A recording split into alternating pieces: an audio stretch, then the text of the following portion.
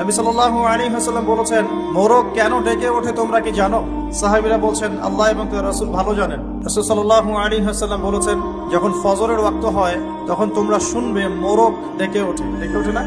নবী সাল্লাল্লাহু আলাইহি ওয়াসাল্লাম বলছেন, এই মোরগ আল্লাহ পাকের রহমতের ফেরেশতাদেরকে দেখতে পারে। বলে সুবহানাল্লাহ। অতএব তোমরা তখন এই দোয়া পাঠ করো, আল্লাহুম্মা ইন্নী আসআলুকা মিন ফাদলিক। কি দোয়া? আল্লাহুম্মা ইন্নী আসআলুকা মিন ফাদলিকা। এই দোয়াটা পড়বেন সকালবেলা। তো যে রহমতের ফেরেশতা একটা মোরগ দেখতে পাচ্ছে, আমি দেখতে পাচ্ছি না, তাহলে আমার দৃষ্টির সীমাবদ্ধতা জানান দিচ্ছে একটা মোরগ।